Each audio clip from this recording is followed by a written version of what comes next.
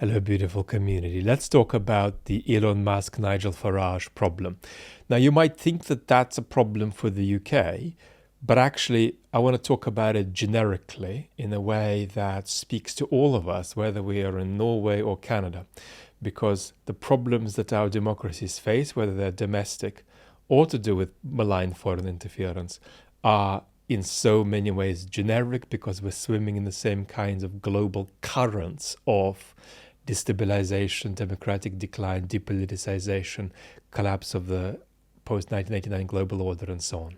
So it affects us all. So let's just infinitesimally frame what the issue might be and then talk about how we talk about it.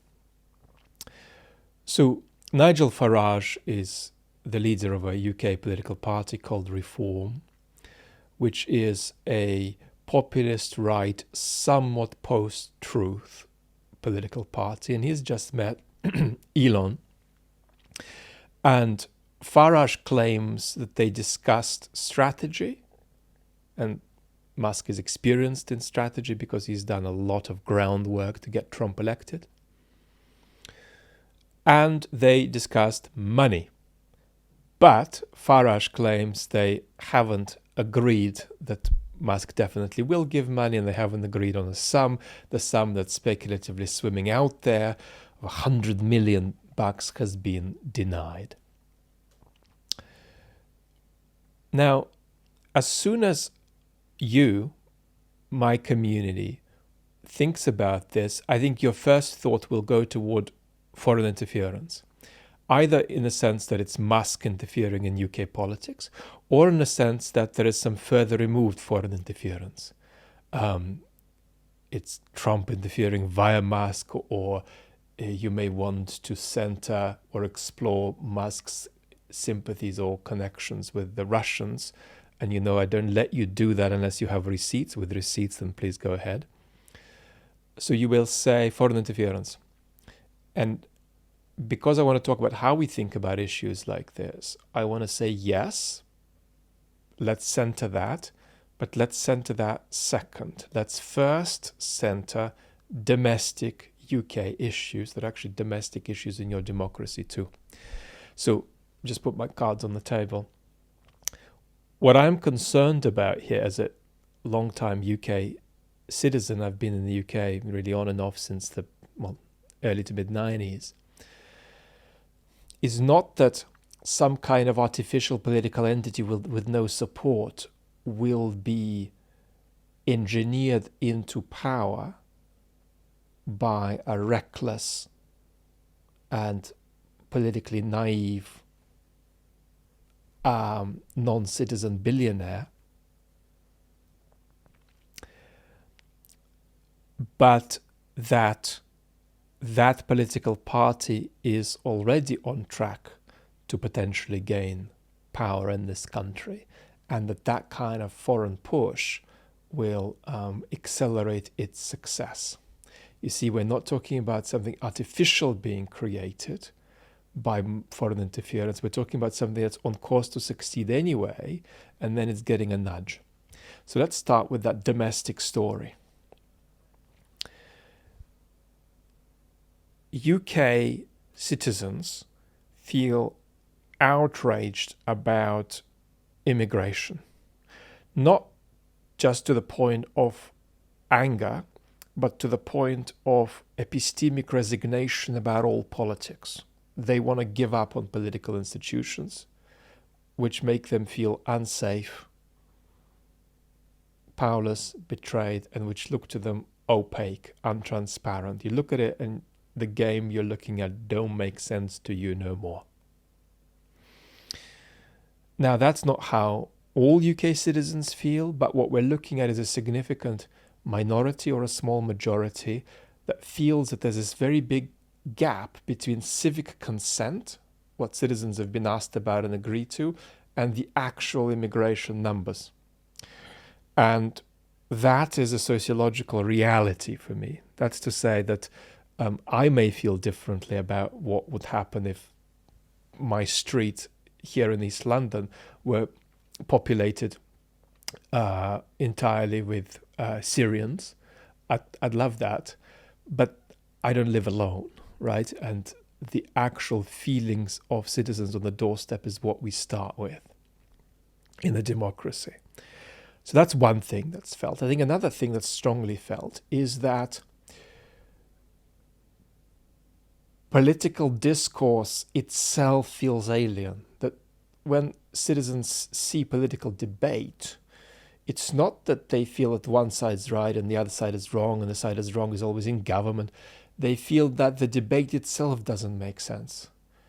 It's a debate by alien forces that don't make sense, in alien terms that don't make sense. And the kitchen table talk of Nigel Farage is therefore appealing. Because what is populism? And I accept other framings of populism, but what is populism according to my way of talking about it? It is first and foremost the bridging of public discourse with private sentiment. That's to say, public discourse, the way complex modern states talk to themselves, about themselves, the way they justify their decisions to themselves, begins to bridge with the way you and I might talk at the kitchen table. Historically, this is a balance that's worked out differently. Often, historically, we've had a problem with the opposite, with private discourse being swallowed up by public discourse, right? That's happened in the country I was born in the USSR. That's to say, they expected you to talk at the kitchen table like the bureaucracy talked to itself. So bureaucratic language was eating up private speak. Here, with the West today, the rise of populism, it's private speak that's eating up bureaucratic language. In good part because there is a fundamental rejection by large numbers of citizens of the technocratic quasi-neoliberalism that has evolved, let us say, onward from the 70s to today in much of the West. So that's the second thing UK voters struggle with, the language of politics. And then they also struggle with the marketization of certain spheres and with outrage about that. For instance, the privatization of the utilities, the dysfunction of the utilities in the UK. And across these three that I've mentioned, we could mention more: immigration, political discourse, the state of the utilities and other public services. On all of that, reform speaks to people more directly than the Conservatives or Labour, the two major political parties, or the Liberal Democrats for that matter. So there is a crisis of legitimacy in UK politics, and there's a crisis of legitimacy in US politics, even greater indeed. And the job of Labour is to speak into that. Labour, the UK government today, with a very big majority in Parliament, but that majority isn't reflected in the reception of the party in the country. But Labour, with a very big majority, are not speaking to the country about this crisis of legitimacy that people feel. The Tories are not doing it either. The Lib Dems are not doing it. The Greens are doing a little of it, but in a way I find unconstructive, because what we want from the Greens is not what they would do if they were in power. What we want from them is to be a kind of workshop that pushes mainstream parties to do good policy, particularly on climate. So at the moment, I'm only seeing Farage speaking to the country in a way that does not gaslight the country about this gap between the politics in the country and the country itself. That's very disturbing, because Farage is a post-truth populist, which means that he is speaking into that crisis, but unconstructively. He is speaking into it in a way that makes the crisis worse. He is also speaking into it in a way that will probably be self-undermining were reform to become the government in the UK, which is possible, right? That sounds shocking in of itself, but reform could be bigger than Labour or the Tories in a few years. The way things are going, that can't be ruled out at all. So the only party that's speaking into this is a completely unconstructive party that exploits grievance, right? And is a completely hypocritical party. I mean, even the very act of taking money from Musk is the height of neoliberal ideology, which is the very thing that people resentfully reacted against, right, in the UK in recent years. It's a resentment that's been building over a very, very long time. Kind of liberalism's descent into neoliberalism. By neoliberalism, I don't mean anything special, except a shorthand for a kind of politics that doesn't use market forces well, but is thoughtless about submission to them, that puts a magical primacy on market forces, right? Nobody minds putting primacy on market forces when there is a good argument for it, but it's always piecemeal. What should the market do? What should the state do? Let's do what works best.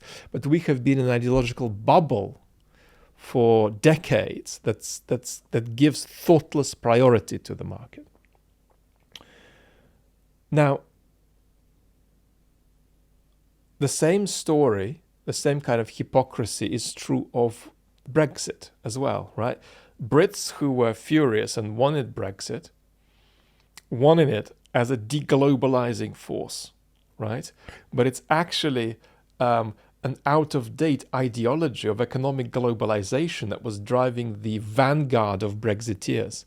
So the very thing that drove the Brexit vote motivationally is the thing that is clearly incompatible with the project of the vanguard of the Brexiteers. So that's continuing, but the problem is that when you have societies that have lost trust, you have societies where magical thinking is preponderant about politics. People don't think about cause and effect anymore, how if I vote for this person, they'll do that in that way, by those means, in that time frame, and then these will be the results.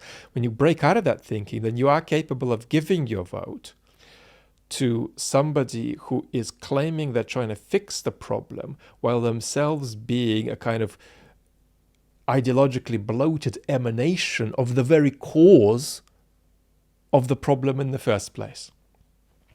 So these are the domestic issues at hand. So reform's already on course for success. If reform were to become the government, because they don't have solutions, and in fact they are in many ways just an intensification of the problems that have brought us here, with the added big downside that they may not respect democratic institutions as much as other parties do, that will mean reform could fail, and even more malign anti-democratic authoritarian forces may germinate in the UK and sort of circle power into the 2040s, let's say. But that's the domestic situation. So it's into that Musk might be injecting cash. And that's why it's a worry, right? Not because this is just an artificial project being inserted into the UK by a foreign billionaire. Now, what do you do about it? Well, obviously, you re-engage with the country, right? And in Labour's case, that means breaking the mold of their technocratic self-understanding, right? Breaking the mold of Labour, especially the Prime Minister himself, Keir Starmer, seeing himself as a technocratic solutions man, because that is deepening the very problem he's trying to solve with his technocratic solutions. Technocracy is the enemy, right, of democratic trust today, and technocratic language is the enemy of trust today. So the more technocratic they get, the more they're digging themselves and the country into an electoral hole. So that's one solution, right? You have to realize that it's democratic liberation that is driving reform support, that is just exploited and misused by reform. So you try to direct that democratic emancipation, that democratic liberation toward yourself, but then handle it responsibly as a political party. And then the second thing you begin to do is you make a very clear case for Farage himself being a lame globalist, right, who doesn't respect the real issues that are making politics suffocating for Brits. And you attack him for not being patriotic, right? It's time to return patriotism to mainstream responsible politics and return it powerfully, right?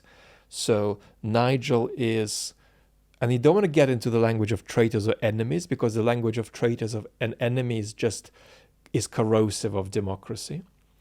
But what you say is that Nigel is unpatriotic, and you make a strong patriotic case for why it's a bad idea for Musk to be involved in UK politics.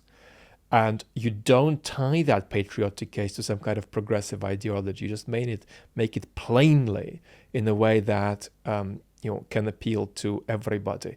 So you kind of undermine Farage on his own terms. And there is an important role here for journalists too, because, and I won't legislate this now, but I have a separate video about why journalists are unable to deal with post-truth populists. They can deal with politicians who lie from time to time, but they can't deal with destabilization of the very difference between truth and lies. Just got cut off as I was about to talk about Russian interference. They cut us off, beautiful community. So when it comes to talking about Musk as a foreign actor, not just in the sense that he's not a UK citizen, a person living here, making his life in this country, but in the sense that he has some further sympathies or even connections with Russia speculatively. Here, what you should do is, number one, avoid gaslighting the disenfranchised UK citizenry, the demographic that is sort of struggling with trust in politics, by calling their sympathies an expression of malign foreign interference. You don't do that. You don't gaslight your fellow citizens like that.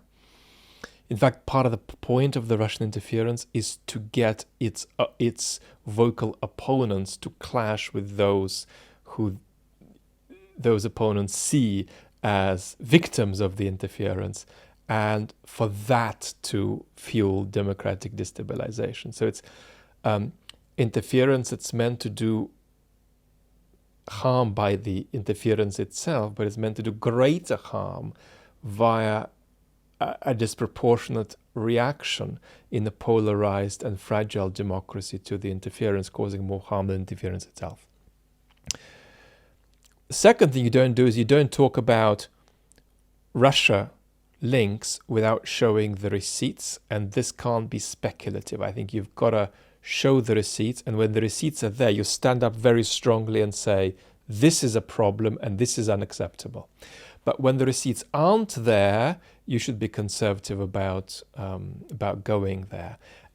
Third, of course, you can challenge what seem to be Russian narratives, but always make a distinction between causally Russian narratives and just coincidentally Russian narratives. So, for instance, Mr. Kirillov, the general who was assassinated the other day in Moscow, peddled lots of propagandistic, parasitic narratives about BS, about Ukraine, including biolabs, conspiracy theories. And then a US political figure, Tulsi Gabbard, was reciting some of this. How would I evaluate that case? I think that there is a causal connection. Russian propaganda generated something, then Tulsi was repeating it. So here I would make a causal claim. Other cases, plenty of other cases occur where people just arrive at a view that happens to be friendly to Russian propaganda. And here we want to say, no, there is no causal connection. So be careful with that. Well, enough, right? What we're basically worried about is a completely organic domestic political force in the UK that's got its equivalent in your country, being further propped up by domestic irresponsible forces allied with, in this case, an outside actor who has already, Elon Musk, been via X, Twitter, egregiously interfering in UK political affairs about which he himself knows next to nothing. Thank you for being with me. Lots of love.